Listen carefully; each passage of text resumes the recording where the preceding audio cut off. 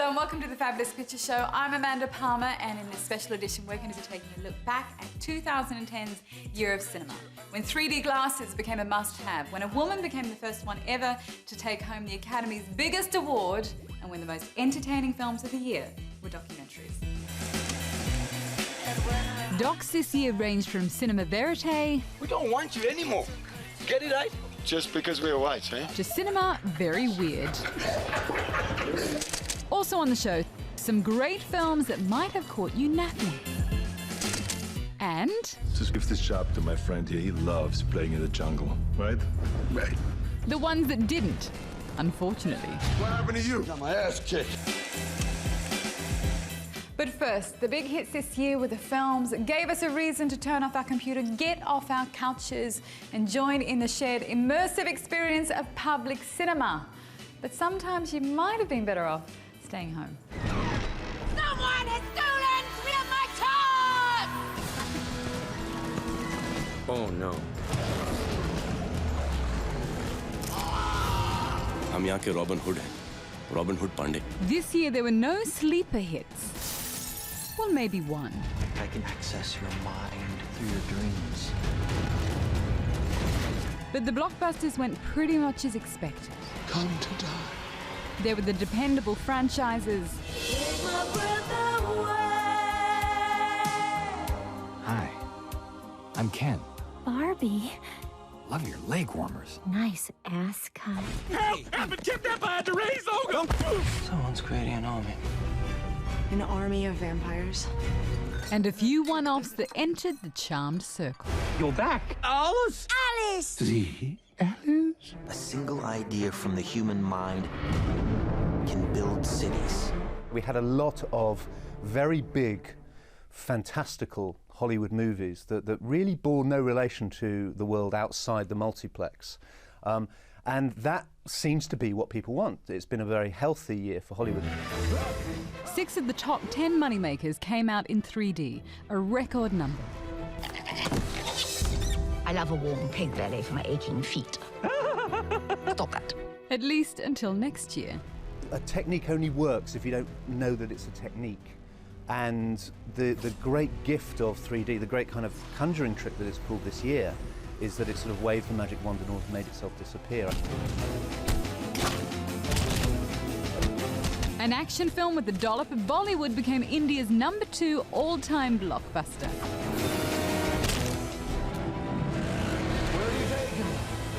Patience, Samson. And it was a great year for smart, stylish fantasy.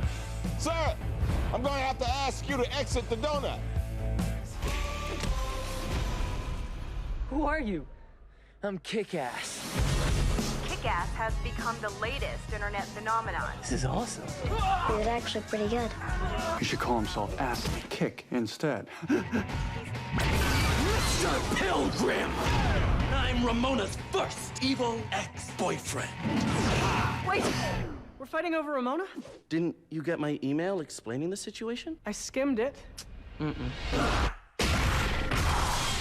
The big prizes, Best Director and Best Picture Oscars went to a woman. For the first time ever, Catherine Bigelow for The Hurt Locker. What's he doing? I don't know.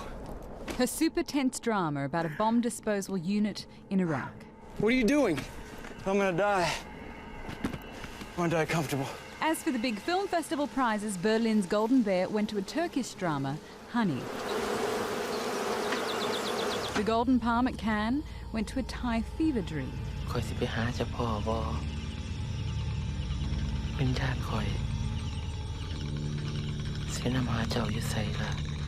The jury president was Tim Burton, who I think was probably looking for something different and strange and odd, as is his sensibility.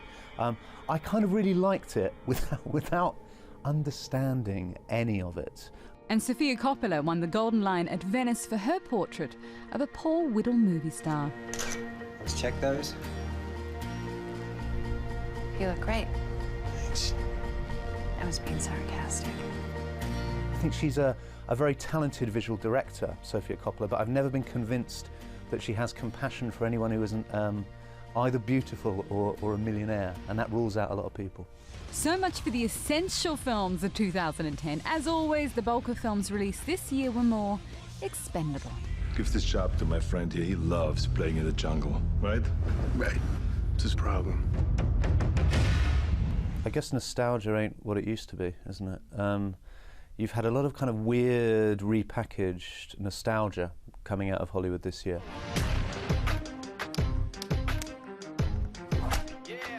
Karate Kid, which was the remake of, you know, a kind of middling 80s movie. It's not remaking a classic. You've had the reboot of Nightmare on Elm Street. That's his mark, isn't it? Freddy. Oh my God, you've seen him too. Who are you? Remember me? You're not actually watching the film. You're kind of watching yourself watching those films and TV shows 25 years ago.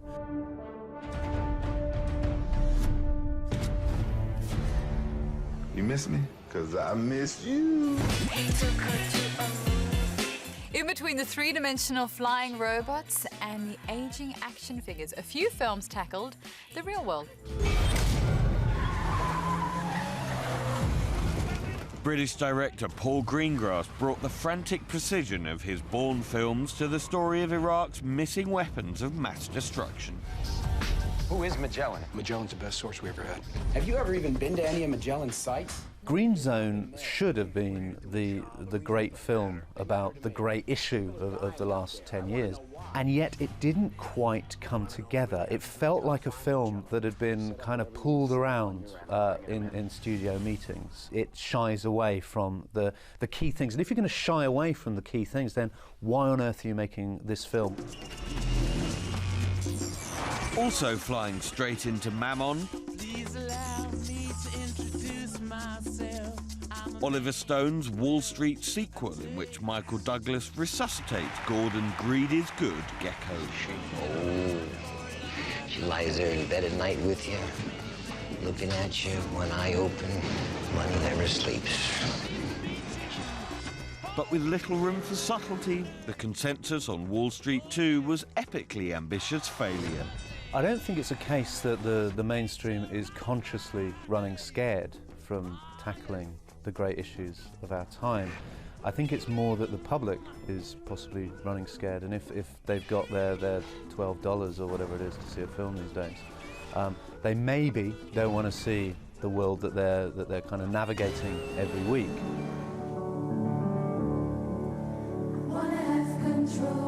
But the public was happy to see the history of the website they navigate hourly.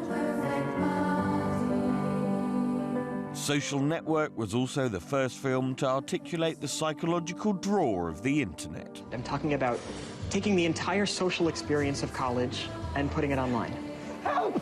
I'm accidentally a suicide bomber! Stop!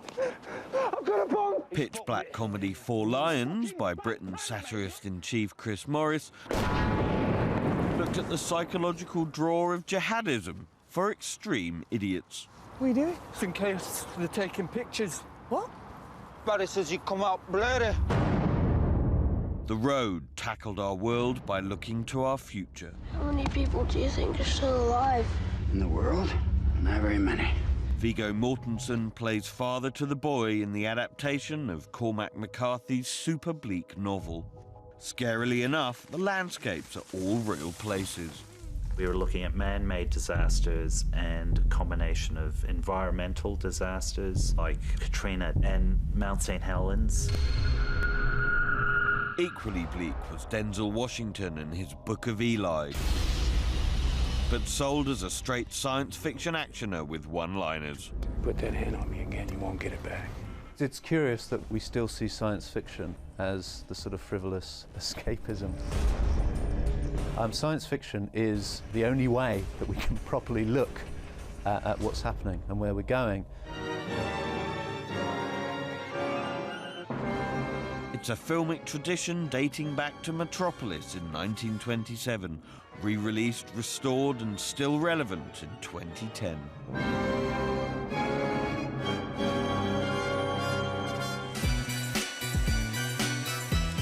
Every year, there are a handful of great films that, for one reason or another, don't make it to your local cinema. Well, here are some of those films that might have eluded your radar. C'est quoi ça? Un puzzle. Bah oui, je vois bien. Ça vient d'où? C'est le cadeau de départ. Puzzling what to do with himself in retirement, Gérard Depardieu sets off across the back roads of France to gather vital pension documents in the darkly funny Mahmoud.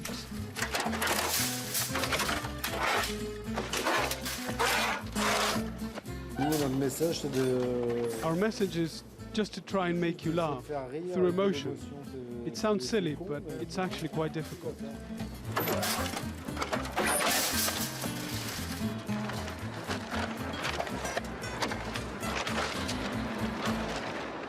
I can remember doing interviews in the 70s and people saying, how can you live in New York? It's so dangerous and so scary. And I thought to myself, well, good, then don't come. Back in the 1970s and 80s, before young artists were priced out of a sanitized Manhattan, You got mugged at night and there was like anarchy almost every day. It was right at the peak of the debauchery of New York. it was the center of two lively low-budget movements called No Wave and the Cinema of Transgression.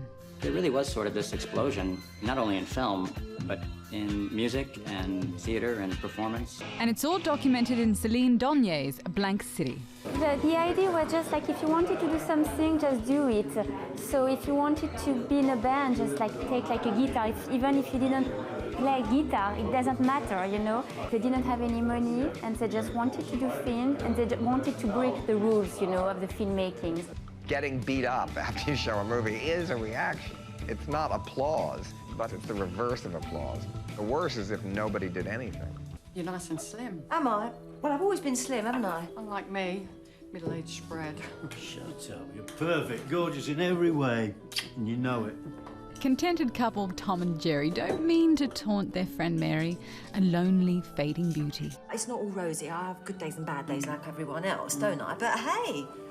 Another year is the latest sweet and sour dish served up by British director Mike Leigh and his on-screen collaborators. It's less about him directing me, it's more about us debating and deciding together. Buenos Aires? Yeah, because I thought, well, you went there, didn't you, the two of you, Argentina? No, I didn't, no. Didn't you?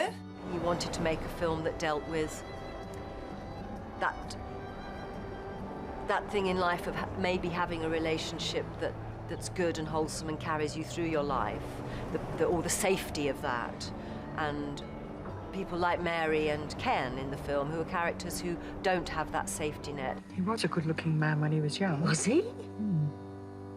Life's not always kind, is it? In part two, we'll look back at some more fabulous moments in this year of film. He met her in the fall.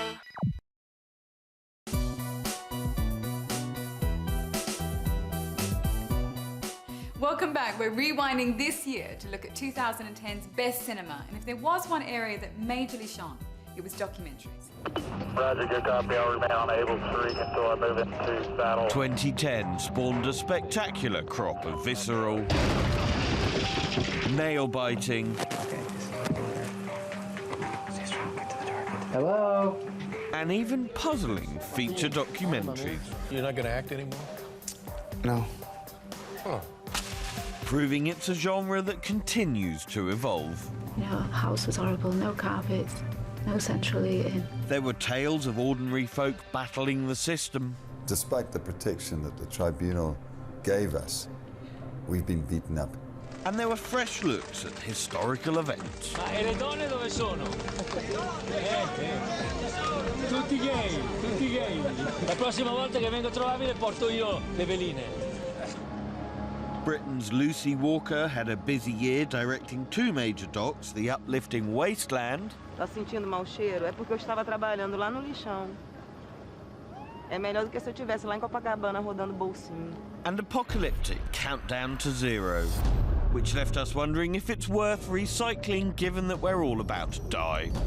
All of the forces on launch-ready alert could kill over 100 million Russians and Americans within 30 minutes. Davis Guggenheim's Waiting for Superman unearths grave flaws in US public education. For these kids, their only chance at getting into a great school depends on whether their number is picked in a lottery. Like his film An Inconvenient Truth, it implores the viewer to take a stand. It takes a lot of outrage and a lot of good examples to say, yes, we can do this. I want to go to school. And Guggenheim is not alone. Films like The Age of Stupid, The End of the Line, and 2010 Oscar winner The Cove all unapologetically champion causes. They said if the world finds out what goes on here, we'll be shut down. They were hiding something. We need to get in there and film exactly what happens. We need to know the truth. This is very much an era of the campaigning documentary, and what I mean by that is most of the filmmakers concerned had the intention when they started making the movie to create change. They wanted to use this film as a tool for change. 2010 also saw a flurry of films with a whiff of mock doc about them. While most artists worked their way up from small beginnings, Terry was determined that Mr. Brainwash would arrive with a bang. Like street artist Banksy's exit through the gift shop, which many saw as another of his trademark stunts. That's fine, I don't have any problem with that at all. What I have more of a problem with is the idea that this is a little lightweight camera and I'm just pointing it at the world, and so there's no authorial intervention at all. And of course there is. And so films that admit that and say this is almost a collaborative process, I'm doing this, but then you're watching it and figuring out what you need to figure out from it. That's the more honest documentary. When Joaquin Phoenix announced he'd given up acting to pursue a rap career, it turned out to be fodder for his bogus but nonetheless revealing I'm Still Here. You know, think what you think about me. Hate me or like me, just don't misunderstand me. That's it. While the debate still rages on Catfish. That's the mom? Yeah. Wow. The story of a photographer who meets a young artist and her attractive family on the internet. Should I read you the juicy stuff from our text conversation now that we're about to meet her? Mm-hmm. And decides to pay them a surprise visit. There's the mailbox. Yes! The postcards are here. Return to this address for proper disposition. I'm a little scared. This place gives me the creeps. Welcome to this special screening here at the Fabulous Picture Show of Exit Through the Gift Shop. Samson and Delilah, the two Escobars. Please welcome Amir Khan. Welcome all of you. This is Julia Basha. This is William Schimmel. Could this really be real? I got intensely emotional when Pablo goes down. Wouldn't you love the nightly news to start with that vision of tonight, Palestinian women protect Israeli activists? Nobody's seeing these materials because they don't make it to the breaking news. That's where documentary filmmakers come in. Many people say this is hugely reductive as a film, that this is bias. As an American political consultant, I eat criticism for breakfast, and I appreciate it. Was there any time that you felt out of depth? Who shot the film of actual events, actual scenes? There was something very special about the storytelling approach and the way it sort of unapologetically sticks two fingers up at what you might expect from sort of a normal narrative flow. Hit me with your ribbon stick. It's nice to be a lunatic. Hit me. Hit me! You actually sing. This is you, isn't it? It's true. My goodness me. Give us a little bit of a tune. Seeing Piccadilly, Fanny Smith and Willie being rather silly and porridge oats. Reasons to be cheerful. Part 3. I was in love once. It was bloody lovely. Do you want the original Aborigines left to do what they like? We want it all. Exactly. Is that all right? Yeah. I got beaten up twice in my life, once for being Jewish and once for being a Pakistani.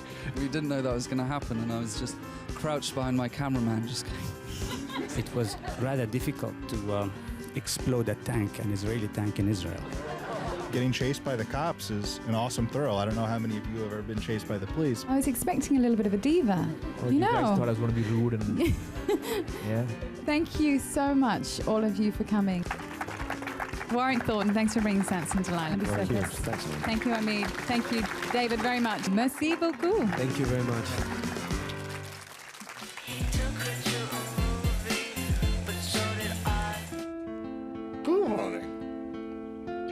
no Kuna. A lot of actors will be strutting their stuff in 2011, so saddle up for an emotional ride. Feels like maybe I don't feel badly enough for you. Nicole Kidman plays a grieving mother in Rabbit Hole. He's God, after all. Why didn't he just make another angel? Hilary Swank puts herself through law school We'll get you out, Kenny! in an effort to free her wrongfully condemned brother in Conviction. I can't spend the rest of my life in here. Indie film favourites Ryan Gosling and Michelle Williams You always hurt the ones you love. fall desperately in and then out of love in Blue Valentine, a devastating portrayal of two people caught in a bad romance. You gonna tell me? Come down, I'm not kidding you. You gonna tell me what it is? Please, come down. And if that isn't enough doom and gloom, in Alejandro González Iñárritu's beautiful Javier Bardem plays a single father preparing for his approaching death. ¿Estás listo para irte? No. Tú y yo sabemos lo que sufren los muertos que se van con deudas. Yo no me voy a morir, Bea. No. The Coen brothers return with The Dude, They tell me you're a man with true grit. What's your name, girl? My name is Maddie Ross. Jeff Bridges reprises the role that won the Duke, John Wayne, his only Oscar in True Grit. I can hit a gnat's eye down the yard. Another rebooted classic sees a pair of star-crossed garden figurines playing out Shakespeare. I can't go. I know how you feel. No, really. I'm stuck. So the forecast for 2011, mostly stormy, Get the hell out of my house right now. with occasional bursts of sun. Oh, she's beautiful. She's like an angel. Okay, I had nothing to do with that. But you have to admit, it's actually a pretty good song. Naturally. Yeah.